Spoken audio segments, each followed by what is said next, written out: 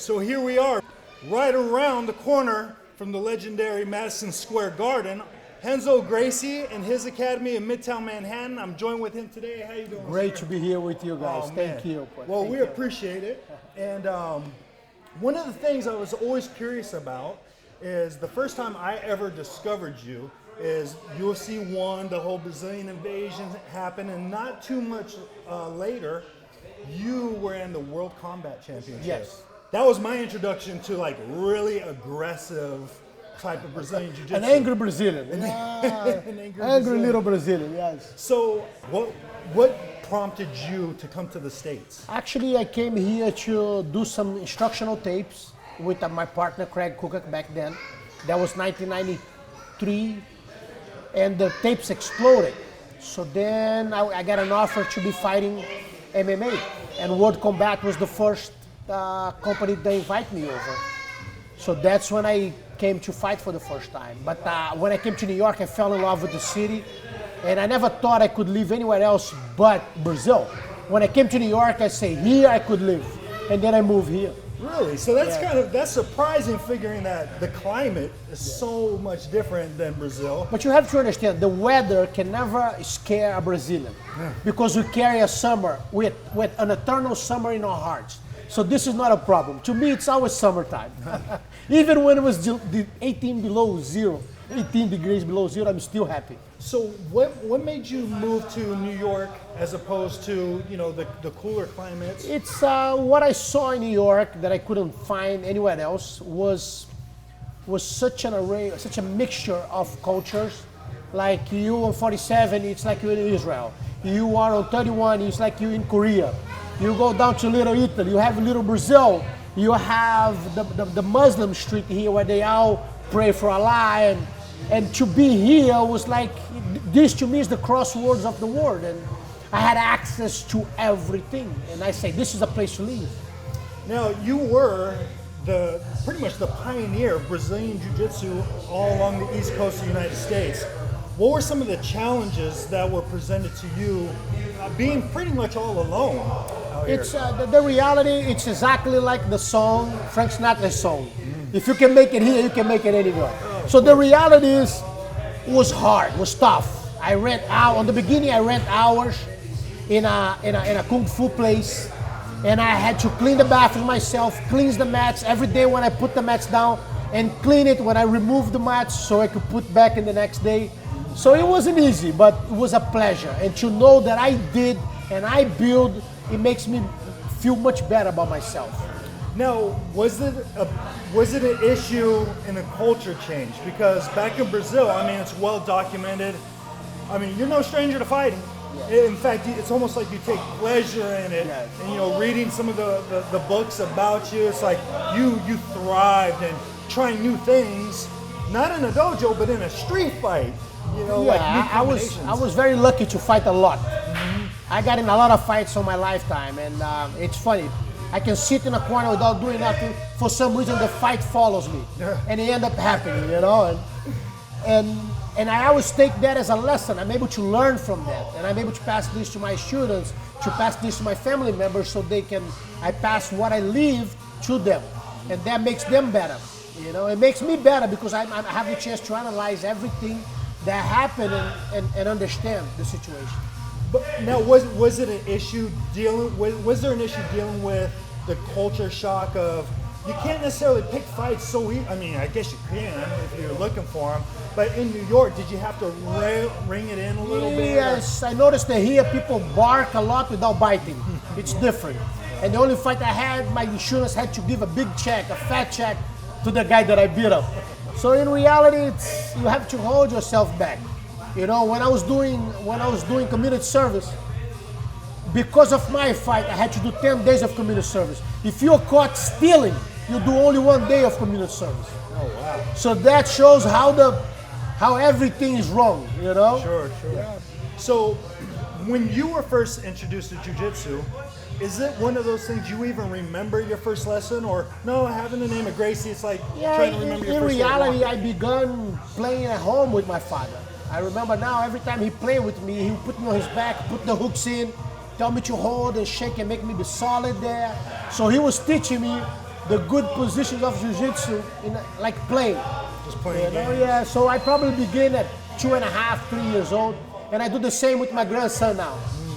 And did you take to it immediately, or was it one of those things once you were 12 years old, okay, I'm gonna start taking this seriously? No, or did you always I fell in love with it. I always thought that I would become a fighter. You know, I said I'm gonna be a jiu-jitsu champion, and after I'll be an MMA fighter, and I'll be a champion on MMA. So that was, I saw MMA even as a way, I saw jiu-jitsu as an amateur part, and then MMA as the professional side of my sport. Well, that being said, I mean, did you ever expect MMA to be as big as it is now? I actually think it took too long. You know, the people managing this before, they didn't have the view of how this is the most appealing sport. There's nothing in the world more appealing than this. So they didn't know how to market well, they didn't know how to produce. They tried to make their companies bigger than the fighters, than the stars, when they should actually be promoting the stars. You know, and once that happened, guys like McGregor, they brought the sport to a different level. You know, because that's when the athlete surpassed the company, and that shows the success that we can achieve. You know. So being a legend in jiu-jitsu that you are, and a fighter of just, you know, the highest accolades, owning a gym, have you noticed a certain type of personality that comes into your gym? Do you get more fighters, or? No, it's I have 1,500 students here. You have every walks of earth here. I have the guy who shines the shoes at Madison Square Garden at Penn Station, to the first youngest billionaire in America. He trains here. So I have movie directors, I have actors, I have professional fighters, I have doctors, I have lawyers, I have everything here. It's truly a melting pot. Yes, here. I have the guy who took the America out of his economic collapse in 2008. The guy who helped recover the economy is my student, and I don't even knew it. When he released a book, I had a banker from Brazil calling me. I bought this book from the Pope of economics, and for one whole chapter, he talks about you. I go, send me a picture. It was one of my students, and I don't even knew that was his job. Oh, wow. Well, speaking of which, has there been a story of you looking at a guy doing jiu-jitsu who always wanted to take it seriously? Was there ever a moment like, that kid's never going to make it, and then they surprised you? No, I don't. This is the beauty of jiu-jitsu. It's like, you can't tell me that there's a body that doesn't fit jiu-jitsu. You can't tell me there's not a personality that won't fit jiu-jitsu. Jiu-jitsu will mold to anything and anybody. So you can be the most uncoordinated fellow. I believe you'll have a future in jiu-jitsu. With the evolution of jiu-jitsu, you're old school. And now there's so many different ways to learn jiu-jitsu. What's your take on the evolution of, or the role that technology has played? Definitely, it plays a very important role. It's like now we're able to bring jiu-jitsu to people that couldn't have access to. And you have to understand one thing, people will, you have to come to the academy to train. My friend, you have to train. I've seen guys who had small mats, they train in a carpet hub, in their back office, and I've seen them become good. In a very good, like purple belt level or blue belt level, in a very high standards, just through tapes. And I couldn't believe, the first time they trained was actually with me, and I couldn't believe they got that good, you know, training by themselves. And thank God they had access to the tapes that I did back then. Yeah, no. So in reality, it's knowledge is never too much. And if you, especially now, it's like before, you need a whole collection of books to have some knowledge in there and look for days so you could find what you're looking for. Now you just Google and you have access to the best information out there, you know? You know, that's a great point. You were actually on the cutting edge back in the day with that old video series. So you were doing it. And it's funny because I look back on it, you didn't have the mastery of the English language that you do now. Now, I'm sure anyone who's really close to you, like, Renzo, just be quiet, because you like talking so much. Well, that being said, I mean, what has been your evolution? You have a new video series that's out, right? I don't stop studying. Like I had an ACL surgery, so I couldn't do nothing. I would sit at home and think about jiu-jitsu and take notes, you know, and see things that I think it could improve, could get better. And it was amazing. When I came back and I started teaching them, they freaked out. And I did this out of my bed with books next to me, watching some Netflix documentaries, and take notes of jiu-jitsu and things that I could think that I could make it better and more efficient. You know, and it's funny, I was sitting down with Luca. Luca said to me, "You are much better in jiu-jitsu now than..." I said, no, you are better now. You can see what I'm doing. I said to him. But in reality, it's a constant evolution. You can't that's why I like to fight so much, because I think fighting is the proving ground to bring your art to a different level. There's nothing like being under pressure, being tested, being tired, so you can see how your body reacts, how your psychological side reacts to improve. And when you are able to manage that, you're able to pass to your students, and for those that you train much better, so they improve miles, they improve years of training on their life. Yeah, and it's amazing because of that technology, that knowledge is so accessible nowadays. Well, speaking of the testing grounds of competition, you competed recently. Yeah. Already. Yes. You're not done. No, I'm not. You're I'm not not. done. I can't relax. I'm feeling better now than I was 25. So actually, I got 2 offers. I got 2 offers to fight 2 big companies. I signed one already, and I'll be fighting MMA again.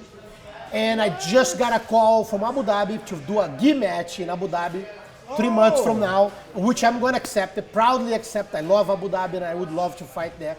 So I'm going to be competing probably the whole next year. Once I get in shape, I won't stop. Yeah. Wow. Yeah. So this is breaking news. Yeah, hell yeah. This is breaking Yeah. news. That's awesome. Okay, and keeping in the realm of competition, MMA or jiu-jitsu, what has been your toughest match? To be honest, I did a lot of good fights, but my toughest match would be always the next one, because it's a match that I didn't live yet. It's an experience, it's a new experience. It's something that I don't know what's gonna happen.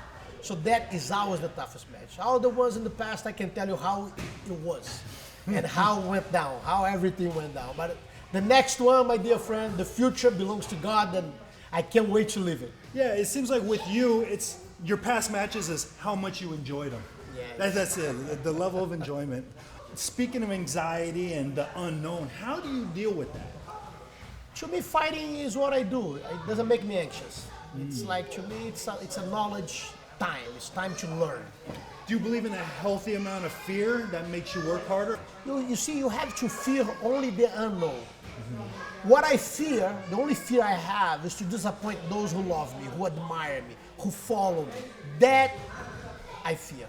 To fear another man across the cage, to fear another man across the ring, to fear another man across the mat, he would have to have funds, fur, and leather, a very tough leather, on his ski to scare me, which I never met a man like that. That is the best answer. And we'll end it with that.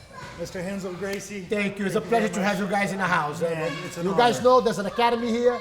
It's all yours anytime. Well, there it is, the Gym Drop-In.